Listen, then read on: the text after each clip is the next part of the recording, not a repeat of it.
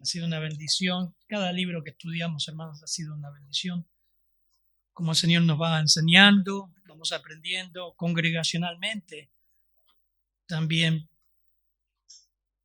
Y espero que el Señor siga hablándonos y moviéndonos a hacer lo que es su voluntad. Pablo llega al final de la carta y vamos a leer nuevamente los versículos que nos tocan hoy. Voy a leer las dos versiones que elegí para ilustrar hoy leímos Reina Valera 60, le voy a leer la versión Las Américas y NBI. Dice, cuando te envíe a Artemas o a Tíquico, procura venir a mí a Nicópolis, porque he decidido pasar allí el invierno. Encamina con diligencia a Zenas, intérprete de la ley, y a Apolos, para que nada le falte. Y que nuestro pueblo aprenda a ocuparse en buenas obras, atendiendo a las necesidades apremiantes, para que no estén sin fruto. Todos los que están conmigo te saludan, saluda a los que nos aman en la fe. La gracia sea con todos vosotros. Tan pronto como te haya enviado a Artemas o a Tíquico, haz todo lo posible por venir a Nicópolis, a verme, pues he decidido pasar allí en el invierno. Ayuda en todo lo que puedas al abogado Zenas y a Apolos, de modo que nada le falte para su viaje. Que aprendan los nuestros a empeñarse en hacer buenas obras, dice NBI, a fin de que atiendan a lo que es realmente necesario y no lleven una vida inútil. Saludos de parte de todos los que me acompañan. Saludos a los que nos aman en la fe. Que la gracia sea con todos ustedes. Padre, gracias.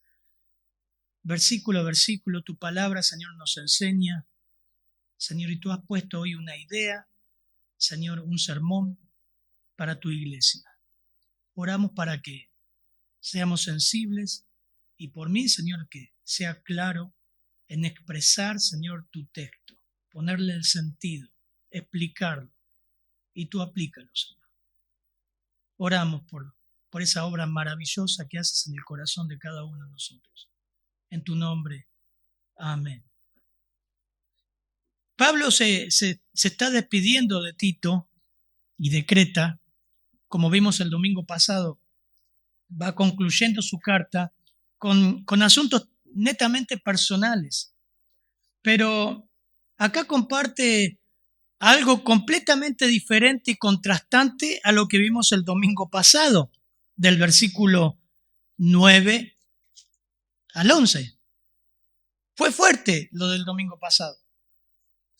El domingo pasado Pablo hizo hincapié en la importancia de cuidar la unidad de la iglesia, de cuidar, por ejemplo, de las falsas enseñanzas y su influencia, porque son vanas y sin provecho y no sirven para nada. Atenta contra la unidad de la iglesia y vimos todo el contexto, cómo a través de las epístolas pastorales el apóstol Pablo habla de que todas esas, siempre que entró la falsa enseñanza terminó en peleas. También le dijo a Tito el domingo pasado a través del texto que nos tocó hasta el versículo 11, de que te cuides de cuidar de las personas que son divisivas. La palabra ahí es hereje. A veces vinculamos hereje a una persona con un falso evangelio. No netamente hereje en su definición significa alguien que es faccionista, alguien que divide, que puede tener una correcta doctrina, pero es divisivo. Porque no se trata de la doctrina, se trataba del corazón. Y Pablo termina diciendo que era pervertido y peca y está condenado por su propio juicio, porque es una persona que se le advierte, no hace caso y sigue su propia opinión. Entonces Pablo fue contundente con Tito al decirle a esa persona, después que le dijiste 2 veces, deséchalo, sácalo. Así que esas 2 lecciones aprendimos el domingo pasado de cuidar la iglesia, cuidar la unidad de la iglesia. Pero ahora Pablo termina con otro clima. Sale de ese clima tenso que son verdades absolutas de la palabra de Dios y va a hablar de la importancia de trabajar en equipo, con hermanos fieles, con un mismo sentir, con confianza mutua, pero obviamente con esa confianza que es el ingrediente predominante. Fíjense en 2 de Timoteo capítulo 4, acá nomás hay años de diferencia, ¿no? Cuando Pablo se despide, que estudiábamos, 4:19, 2 de Timoteo 4:19, dice, saluda a Prisca y a Aquila y a la casa de Onesíforo. Erasto se quedó en Corinto y a Trógimo dejé en Mileto enfermo. Procura venir antes del invierno. Eubulo te saluda y Prudente, Lino, Claudia y todos los hermanos. El Señor Jesucristo esté con tu espíritu y la gracia sea con vosotros. Amén. Prácticamente es el mismo tipo de saludo que hace Pablo y nombra un montón de personas, nombra personas que algunas son conocidas, muy conocidas, y otros están en el anonimato para nosotros. Pero que era la forma de trabajar de Pablo. Nunca trabajó como llanero solitario, un pastor solo o un misionero solo. Trabajó en equipo. Formaba personas, amaba a esas personas, confiaba en esas personas y delegaba responsabilidades en esas personas y trabajaba en equipo, aunque muchas veces lo dejaron solo, 2 Timoteo 4, otros estuvieron con él y en otros lugares suplantándolos en la obra, como Tíquico llegó a estar en Éfeso. Ahora, este texto nos revela la forma en que Pablo trabajaba, pero también nos revela a nosotros, hermanos, cómo es la forma de trabajar y servir al Señor. Yo espero ahora con lo que pasó en la pandemia, que por fin salgamos de esto y podamos servir al Señor con todo, presencialmente. Y la iglesia siga creciendo, siempre crece, porque no es la iglesia del pastor tal, es la iglesia del Señor.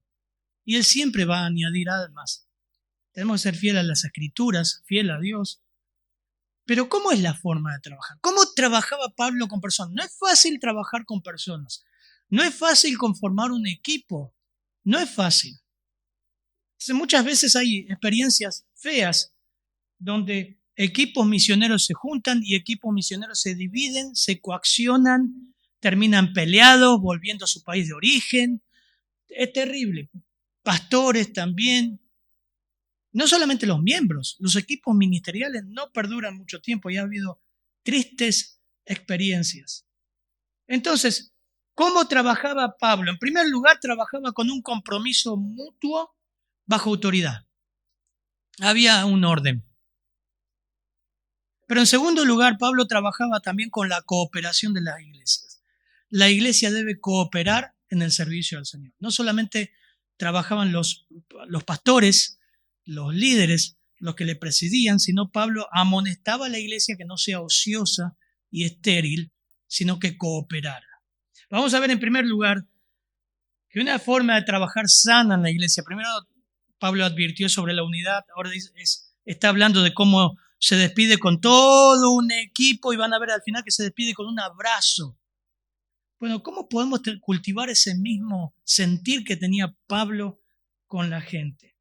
Bueno, versículos 12 y 13 dice, cuando te envíe, vamos a leer la Reina Valera 60, cuando te envíe, no cuando te envíe, está hablando de algo que va a ser futuro. Cuando te envíe a ti a Artemas o a Tíquico, apresúrate a venir a mí en Nicópolis, porque allí he determinado pasar el invierno. A Zenas, intérprete de la ley, y a Apolos, encamínales con solicitud, de modo que nada les falte. Ustedes ven acá, llegó un momento donde Pablo seguramente estaba en Macedonia, quizás en Filipos, pero quería pasar el invierno en esta ciudad Nicópolis. Isla era una Creta, abajo del mar Adriático, no puse el mapa. Pero Pablo estaba arriba. Tito tenía que, antes que venga el invierno, que el navegar era muy peligroso, ir a esta ciudad a encontrarse con Pablo y pasar el invierno ahí. Y hay tres elementos que nos dan la idea de por qué, cuáles eran las razones que Pablo llamaba a Tito a que deje Creta y vaya ahí más adelante. Cuando te envíe a estas personas, vos venite. Uno, que Pablo quería centrarse, eligió un lugar central y un lugar para invernar, que el invierno era muy crudo y peligroso, pero también era la visión misionera que tenía de ganar lugares para Cristo. En 2 Timoteo 4:10, ahí estaba el lugar de Dalmacia, donde más adelante, recuerden que Tito viene en 1 Timoteo, Tito y después 2 Timoteo, Tito va a predicar el evangelio ahí. 2 Timoteo 4:9, que ya lo vimos, Pablo dice, procura venir pronto a verme porque Demas me ha desamparado, escribe a Timoteo, amando este mundo, y se ha ido a Tesalónica. Crescente fue a Galacia y Tito a Dalmacia, fruto de la estadía con Pablo en este lugar, versículo 12, donde le pide, vení a pasar el invierno conmigo, y planeó el hecho de ir a evangelizar a todo este sector en la costa frente a Italia, en la costa del mar Adriático. Ahora, nombre a persona. Artemas, no tenemos la menor idea de quién era Artemas. Sí sabemos de quién era Tíquico. No tenemos la menor idea de quién era Zenas. Eran nombres griegos. Y algunos dicen eran griegos, eran gentiles. Otros dicen que eran judíos. No tiene nada que ver porque muchos judíos, como Apolos, tenían nombre griego, pero era judío y sabía de la ley.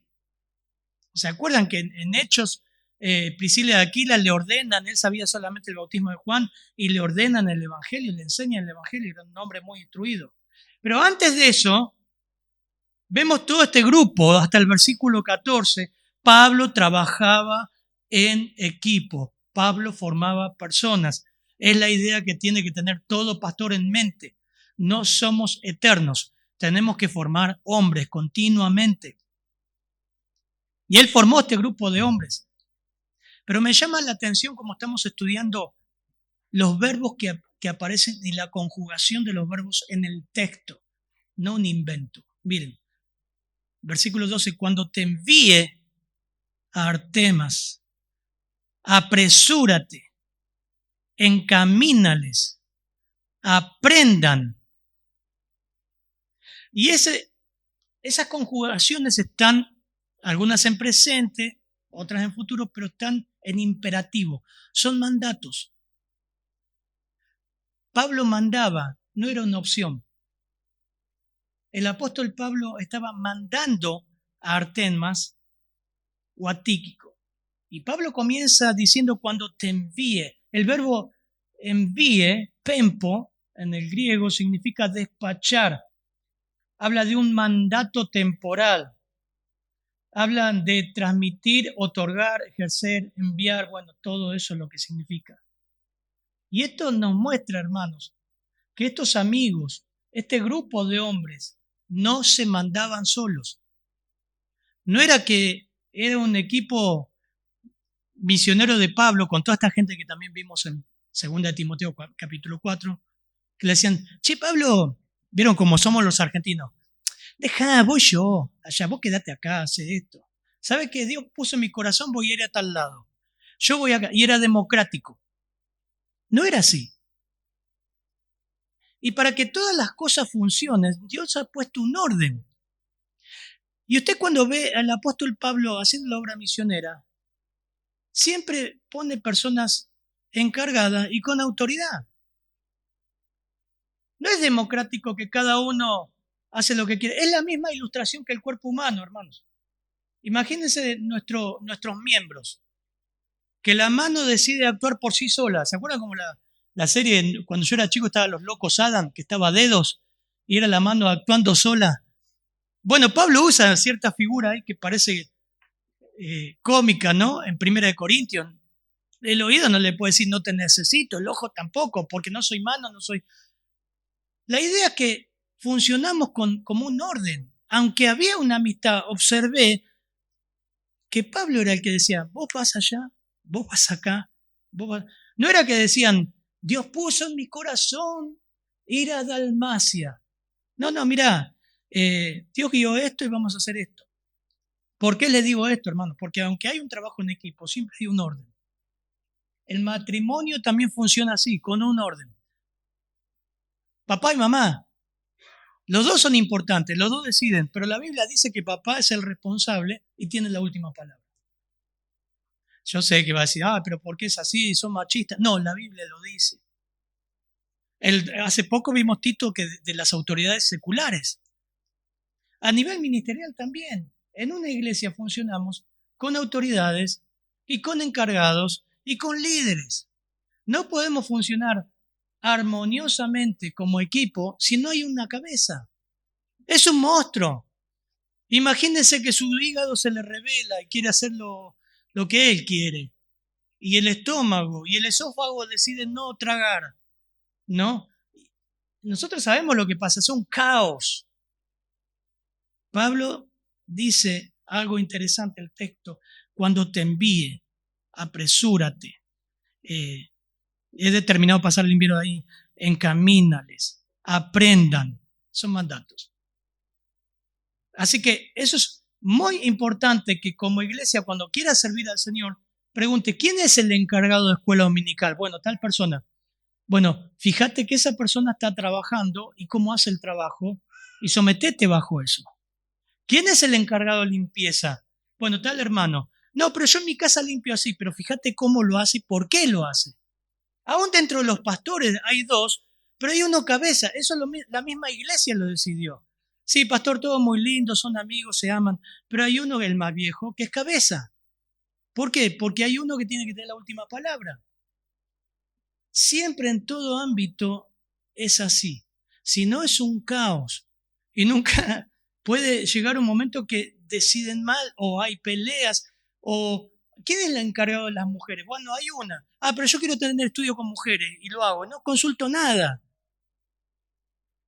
Entonces, ¿se entiende por qué después comienzan los malos entendidos? ¿Quién se encarga de computación o del video? Tal persona, habla con ellos porque se puede desarmar, se puede molestar porque es muy fiel y ahora te agregás siempre ese tacto de hacer las cosas.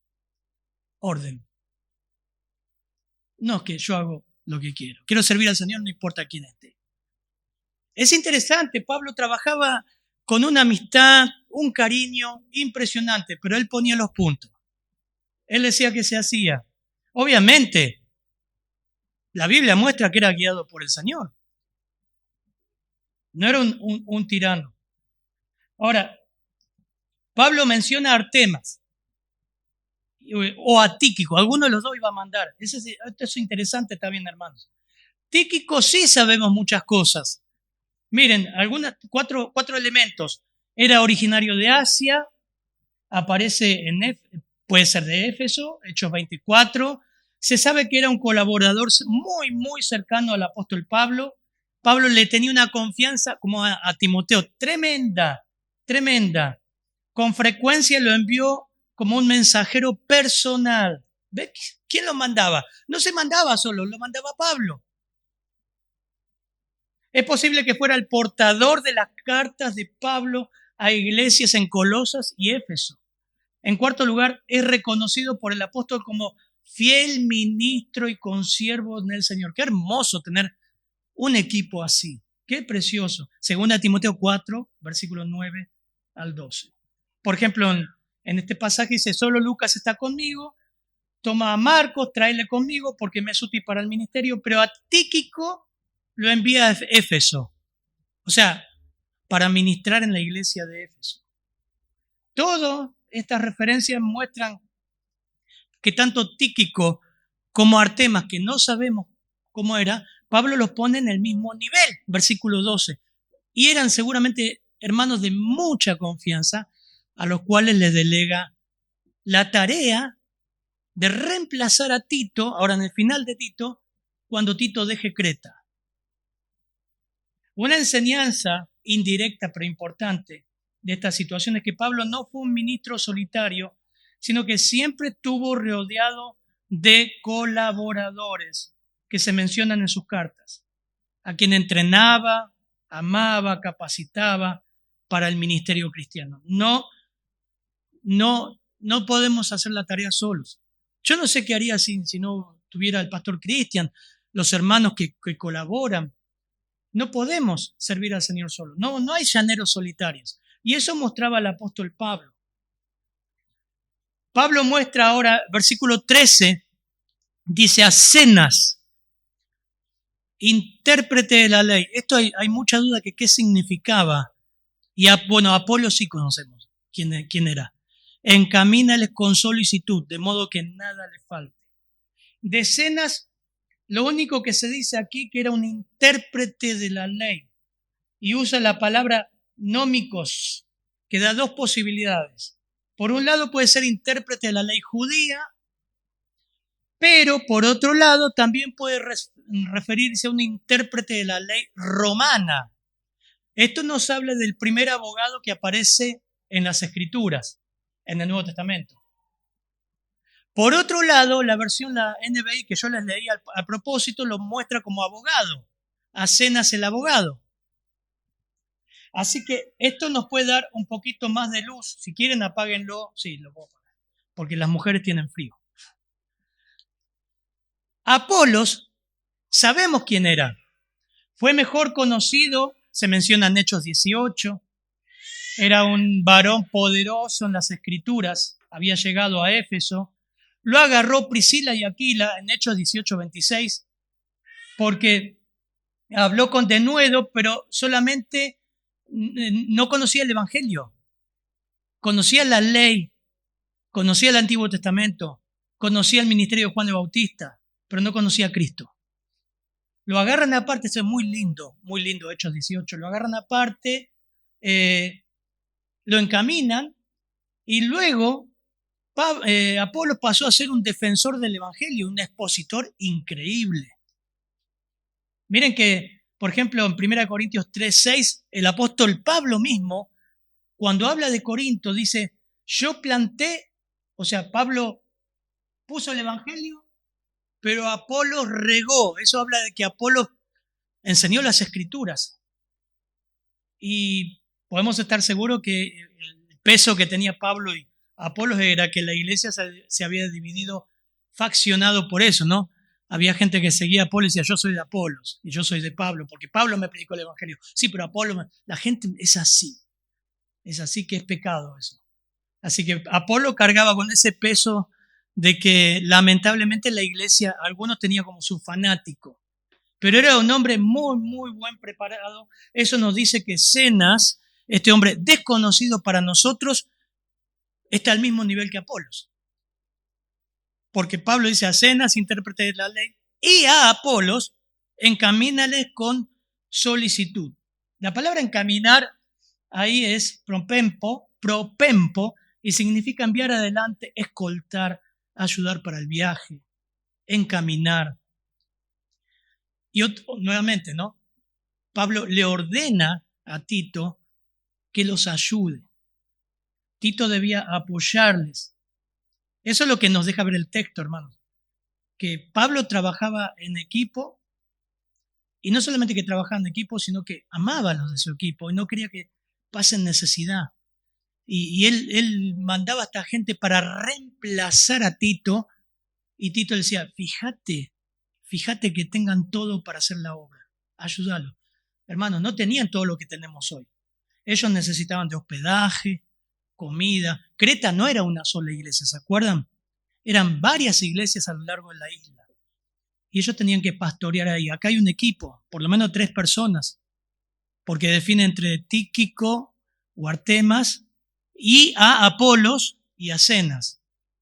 Algunos creen que los 3 o los 4, yo me inclino por eso, eran especialistas en la ley judía. Algunos creen que Zenas era abogado romano. Puede ser. No lo sabemos, lo sabremos en el cielo. Pero muchos creen, y creo también eso, que eran intérpretes de la ley judía. ¿Por qué? Pablo fue astuto. ¿Qué pasaba en Creta? Los falsos maestros entraban en las casas enseñando falsa doctrina, trayendo todo un revuelo, un lío. Y Pablo, ustedes saben lo que dijo a Tito, corrige lo deficiente, sacalos de ahí, enseñan para sus vientres, capítulo 1 de Tito, recuerden eso. Así que Pablo fue muy estratégico cuando saliera otra cosa, hermanos. No fue que dijo, bueno, ¿sabes qué? Ahora, venite para el invierno, déjale la iglesia un poquito sola y total no pasa nada. Déjale al que más sepa ahí que guíe algunos devocionales chiquititos. Y total es un par de meses el invierno y venite con nosotros. No, él envió personas. Muchas veces la iglesia no está capacitada para sacar un pastor o viajar, en este caso los misioneros. Muchas veces pasa eso en las obras. Se van por ahí, dejan a un hermano, algunos saben de esto, dejan a un hermano inexperto que dé algún devocional, mensajito, pim pum pam, ya sabe hacer un mensaje y se van, recorren los países, cumplí mi ministerio. Pablo no hacía eso. Dejó 3 personas bien preparadas, que estén en Creta y principalmente con todos estos secuaces atorrantes que estaban entrando en la iglesia metiendo la falsa doctrina. No envió a cualquiera, envió a Apolos, envió a Escenas, envió a Artemas y a Tíquico, que estuvo a cargo de la iglesia en Éfeso. Bueno, pero en todo esto, hermanos, vemos la cooperación, cómo Pablo trabajaba con personas y se involucraba, no estaba solo. Y usted dice, ¿y esto qué tiene que ver conmigo, pastor? No voy a ser misionero. Es que de la misma manera, hermano, usted no puede servir solo al Señor y decir, bueno, yo hago esto y nada más. Usted necesita involucrarse en la iglesia, con gente que es muy diferente a usted. Pero usted necesita involucrarse en una iglesia que tenga un orden, que tenga líderes, que se respete esos líderes, que usted pueda involucrarse y decir, bueno, ¿qué puedo hacer? E involucrarse y decir, ¿cómo lo hacen? Porque yo no quiero transgredir cómo lo están haciendo. Ser sumisos. Estamos en un tiempo donde muchas veces hay peleas en las iglesias por eso, ¿no? Yo hago el ministerio a mi forma, no pasen mi quinta, esto es mío, yo lo hago así. Y otros que se meten en el ministerio, yo vengo de esta iglesia y lo hacía de esta forma. Miren, Efesios capítulo 5, versículo 17, dice, así pues, no seáis necios, sino entended cuál es la voluntad del Señor. No os embriaguéis con vino, en lo cual hay disolución, sino sed lleno del Espíritu, hablando entre vosotros con salmos, himnos y cánticos espirituales, cantando y alabando con vuestro corazón al Señor. Muy conocido. Esa es verdaderamente la llenura del Espíritu. Eso es llenura del Espíritu. La obediencia al Señor, hacer su voluntad, donde Él domina, no es gritar, saltar y alabar y cantar más fuerte al Señor. Eso no es llenura del Espíritu. Eso es payasada. Pero dentro de esa llenura, cuando usted busca comunión con el Señor y el Señor toma el control de su vida, consciente, le hace hacer cosas antinatural. Por ejemplo, versículo que sigue, 21, sometiéndonos unos a otros en el amor de Cristo, en el temor de Cristo. Sometiéndonos unos a otros en el temor de Cristo. Y de ahí, Efesios 5, después comienza a hablar del matrimonio. Las casadas estén sujetas, los maridos amaban a vuestras mujeres, habla de esa sumisión. Pero hermanos, la obra del Señor no se hace solo. Necesitas congregarte, necesitas estar en familia, necesitas la iglesia, necesitas comprometerte. Dios no te necesita, usted lo necesita. Y trabajar en equipo. En segundo lugar, Pablo encamina a estos hombres, van a estar en Creta, Tito va a pasar el invierno con Pablo, hay un hermoso cuadro de camaradería, de trabajo en equipo, de saber qué hacer, qué no hacer, a quién mandar ahí por el contexto, no dejar sola a la iglesia. Él envía, nadie cuestiona. Pero versículo 14 dice, y aprendan también los nuestros a ocuparse en buenas obras para los casos de necesidad, para que no sean sin fruto. Les quiero leer, a ver si llego. Les quiero leer la versión NBI, que está interesante. Dice, que aprendan los nuestros a empeñarse en hacer buenas obras, a fin de que atiendan a lo que es realmente necesario y no lleven una vida inútil. NBI dice así. Las Américas dice, y nuestro pueblo aprenda a ocuparse en buenas obras, atendiendo a las necesidades apremiantes que no estén sin fruto. Es interesante, ¿no? Lo que Pablo dice acá, y está hablando de la iglesia. Obviamente que a la luz del contexto inmediato, Tito lo que está diciendo ahí es que, bueno, que la iglesia, miren que empalma con que nada le falte, versículo 13, ¿lo ven? Al final, miren ahí el versículo. A Zenas, intérprete de la ley, a Apolo encamínales con solicitud, de modo que nada le falte. ¿Quién tenía que hacer eso? Tito. Tenía lugar que vaya a Creta, tenía que ir Tito al almacén, comprarle, fíjate, ¿qué necesitan? Pagarle el Uber, pagarle el remín, hacer esto, hacer aquello. Vinieron de lejos, navegando. ¿Qué tenía que hacer? No.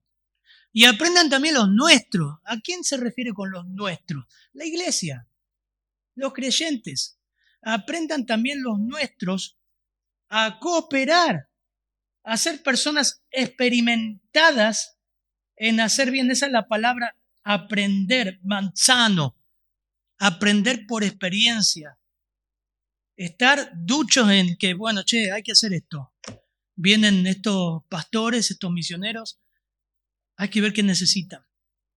Aprendan a involucrarse, fíjense, a ocuparse. La palabra ahí es proistemi, y la misma que Pablo usa de los esposos. Dice que nadie puede guiar la iglesia, liderar la iglesia si no sabe gobernar su propia casa. Es la palabra proistemi, significa liderar, tomar la iniciativa. 1 Timoteo 3. Pablo lo usa acá, dice que la iglesia tiene que liderar en eso, tiene que estar ducha. Me encanta esto que hace cuando agarramos a la hermana Flavia, una hermana de nuestra iglesia, y decimos, armate una lista, tenemos que ayudar a los papás con los chicos. Las cosas han aumentado descomunalmente. No es fácil estudiar, no es fácil vestirse. Hay papás que tienen varios chicos en lo que podamos hacer bendición, pero no solamente por eso. No es solamente por eso. Es para que la iglesia no esté estéril. Y hermanos mirándose el ombligo en su lugar, nada más, sin mirar hacia afuera. Eso es lo que está diciendo Pablo acá. Que no esté estéril. Estos hombres están poniendo todo de sí, guiándoles, pero también ellos deben cooperar. Deben hacerlo. No solamente, yo creo, hermanos, que no solamente está hablando de apoyar a Apolos, a Tíquico, a Zenas, a Artemas. El Nuevo Testamento no habla solamente de eso. Muchos de los misioneros y pastores trabajaron. Filipos colaboró con la obra misionera. Obviamente, el obrero es digno de su salario. La iglesia es la que debe sostener a los pastores. Perfecto. La primera aplicación está ahí.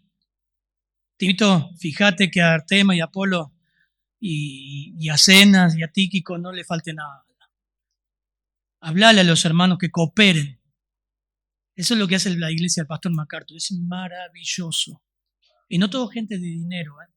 Maravilloso como él en 50 años de ministerio adiestró a la iglesia a que aprendan a ocuparse en buenas obras, a tener muchos ministerios, pero entre ellos, cuando hay conferencia pastoral, la iglesia se deshace por atender a los pastores que vienen de todo el mundo. Creo que ahora es la fecha. A hospedar, a buscar al aeropuerto, llevarlo, a darles de comer.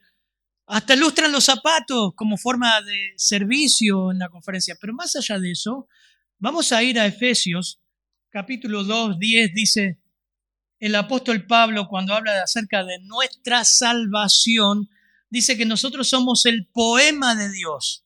Somos hechura suya, 2:10 de Efesios. Creados en Cristo Jesús. Para estar encerrado en tu casa y mirar tu ombligo. No, para buenas obras. ¿Cuáles buenas obras? Las cuales Dios preparó de antemano. ¿Para qué? Para que anduvieseis en ella. No que estés sentado, anduvieses. Una palabra clave de Efesios 4 al 6, Andar, andar, andar, andar, andar, andar, andar. Como decía Carlito Balá, el movimiento se demuestra andando. La vida cristiana también se demuestra andando. Eso es lo que dice Efesios. Buenas obras que Dios preparó de antemano. Entre ellos esta. Santiago 2:14, Santiago 2, la epístola de Santiago, dice, ¿de qué sirve, hermanos míos? Recuerden lo que estamos leyendo, ¿eh? Aprendan también también los nuestros, a ocuparse en buenas obras. Santiago 2:14. ¿De qué sirve, hermanos míos, si alguno dice que tiene fe, que sabe mucho de teología, está bien preparado, pero no tiene obras? ¿Acaso puede esa fe salvarle? Versículo 15. Si un hermano o una hermana no tienen ropa y carecen de sustento diario, y uno de ustedes le dice, Dios te bendiga, calentados y saciados, pero no le dais lo necesario para el cuerpo, ¿de qué sirve?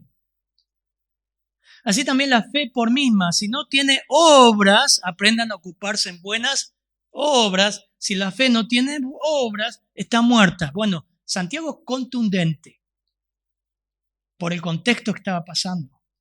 Alguno dirá, tú tienes fe y yo tengo obras. Muéstrame tu fe sin las obras y yo te mostraré mi fe por mis obras. Terrible, ¿no? Es muy sarcástico acá Santiago.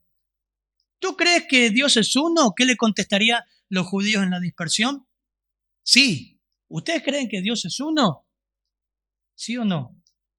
Sí, ¿no? Que va, uno es. Bueno, los demonios también creen y tiemblan. Así que, ¿estás dispuesto a admitir, hombre vano, hueco le dice, hombre vacío, que la fe sin obras es estéril? ¡Estéril! ¡Estéril! ¡Ups! Como dice un hermano amigo.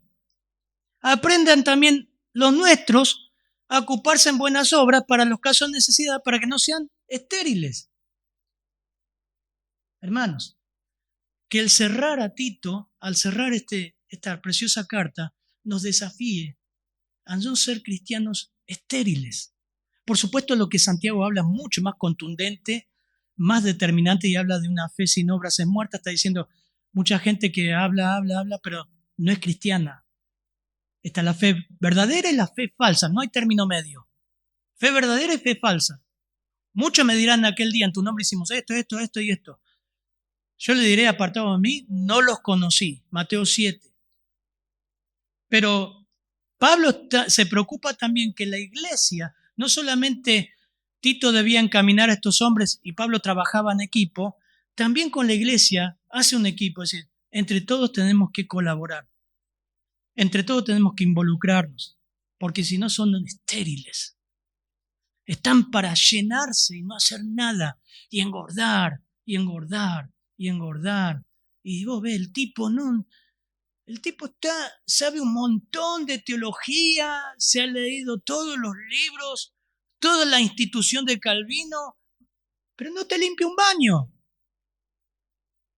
No está dispuesto a servir al Señor en cualquier cosa, en cualquier lugar donde Dios da dones y talentos. No se involucran.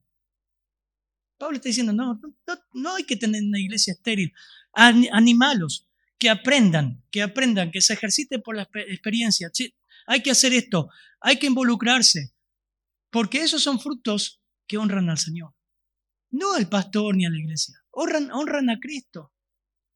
Así que, hermanos, estas obras están asociadas con nuestra sensibilidad y nuestra cooperación con los hermanos también que ministran y con todo hermano en necesidad.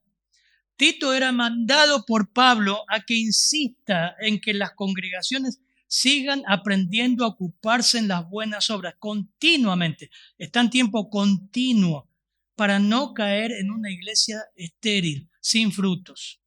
Hay un ejemplo, y con esto vamos cerrando. Hay un ejemplo en 2 de Corintios capítulo 8, versículo 1. Acompáñenme por favor a ese texto.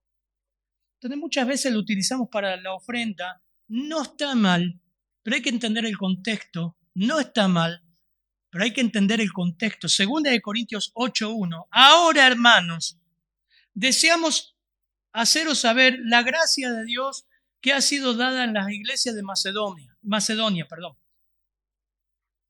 Pues en medio de gran prueba de aflicción, abundó su gozo y su profunda pobreza sobreabundó en la riqueza de su liberalidad.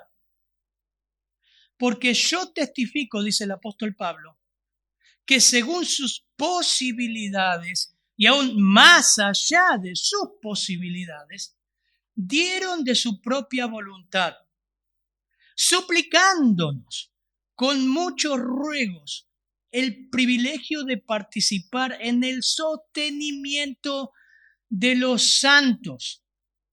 Y esto no como habíamos esperado, sino que primeramente se dieron a sí mismos al Señor y luego a nosotros por la voluntad de Dios. En consecuencia, rogamos a Tito. Tito aparece justo acá. Yo creo que cuando Pablo habló de esto, dice, me acuerdo de esto.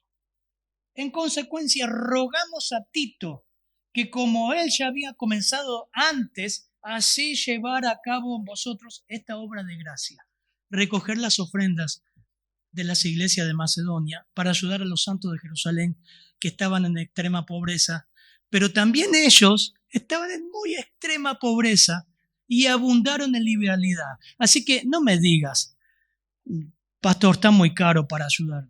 ¿Sabe lo que sale una resma de hoja? Googleé costumbres judías, tiempos bíblicos, lo que era pobreza ahí. Era no comer. Era extrema pobreza. Y Pablo dice, este texto lo usamos muchas veces como para motivación, evaluarnos al ofrendar, ¿no? Pero no estaban levantando sustento para los misioneros acá. No es un texto para levantar sustento, ni es un texto para levantar sustento en la iglesia o en la ofrenda.